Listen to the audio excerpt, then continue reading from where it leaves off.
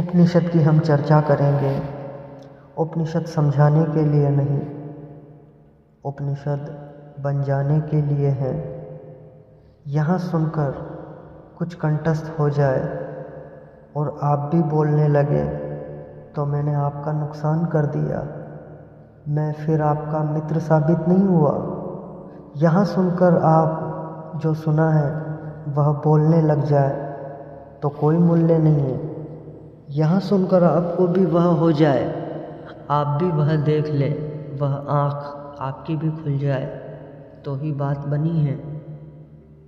ऐसा समझें, एक कवि गीत गाता है किसी फूल के संबंध में।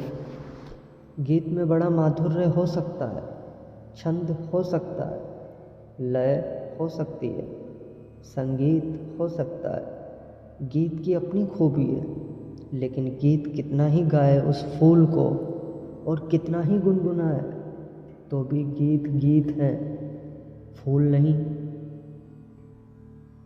और लाख हो गति, लाख हो छंद, तो भी गीत गीत ही है, फूल की सुगंध नहीं है। और आप उसी गीत से तृप्त हो जाए तो आप भटक गए। उपनिषद गीत है किसी फूल का जिसे आपने देखा नहीं अभी। गीत गजब का है, गाने वाले ने देखा है, पर गीत से तृप्त मत हो जाना। गीत फूल नहीं है। ऐसा भी हो जाता है कि कभी कभी आप फूल के पास भी पहुंच जाते हैं। कभी कभी फूल की एक झलक भी मिल जाती है, अचानक, आकस्मिक। क्योंकि फूल कोई विजातीय नहीं है, आपका स्वभाव है, आपके बिल्कुल निकट है, किनारे किनारे पर है। कभी कभी छू जाता है, बिना आपके, बावजूद आपके। कभी कभी फूल एक झलक दे जाता है, कोई बिजली कौंध जाती है किसी क्षण में, आकस्मिक अनुभव में आ जाता है। और कुछ भी है इस जगत में, यही जगत सब कुछ नहीं है। इस पथरीले जगत के बीच कुछ और भी है जो पत्थर नहीं, फूल है, जीवंत खिला हुआ, जैसे किसी स्वप्न में देखा हो या अंधेरी रात में चमकी हो बिजली और कुछ दिखा हो और फिर खो गया हो। ऐसा कभी कभी आपके जीवन में भी हो जाता है, कवियों के जीवन में अक्सर हो जाता है, चित्रकारों के जीवन में अक्सर हो जाता है। फूल की झलक बिल्कुल पास आ जाती है, फिर भी फूल कितने ही पास हो और कितनी ही झलक मिल गई हो, पास होना भी दूर होना ही है।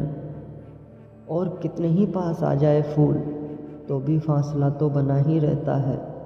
और मैं बिल्कुल हाथ से भी छू लूँ फूल को तो भी पक्का नहीं है कि जो अनुभव मुझे होता है वह फूल का है।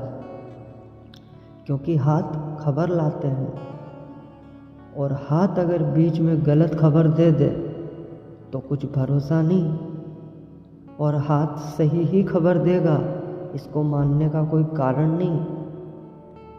फिर हाथ जो खबर देगा वह फूल के संबंध में कम और हाथ के संबंध में ज़्यादा होगी।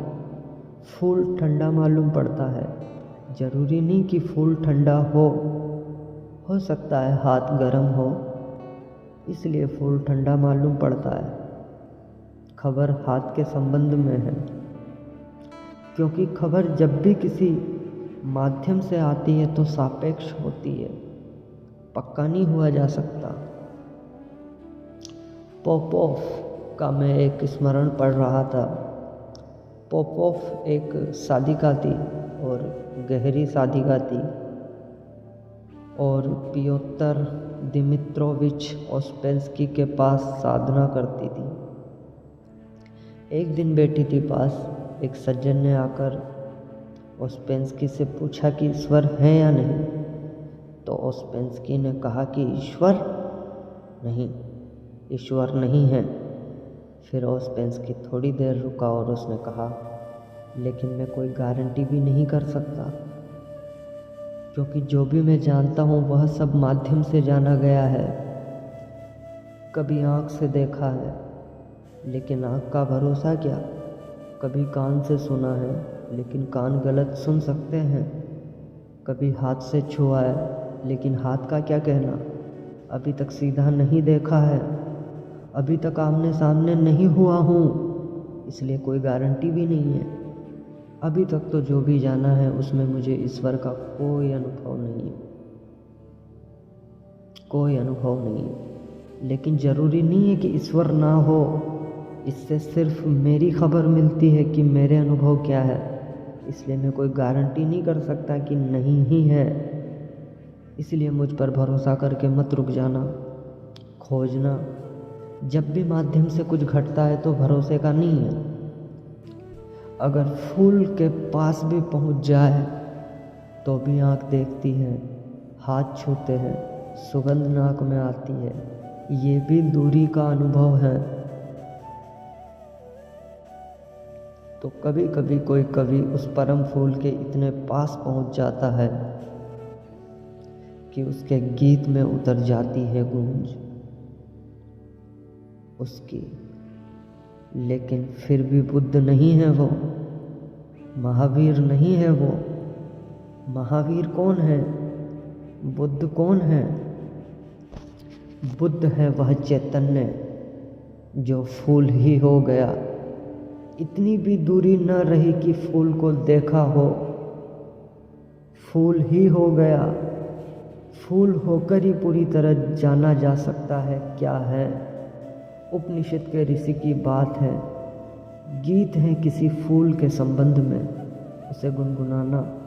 मिठास है बड़ी उसमें, स्वाद है उसमें बहुत, लेकिन वह फूल नहीं है, गीत ही है। अगर प्रयास करेंगे तो कभी कभी झलक भी मिलेगी।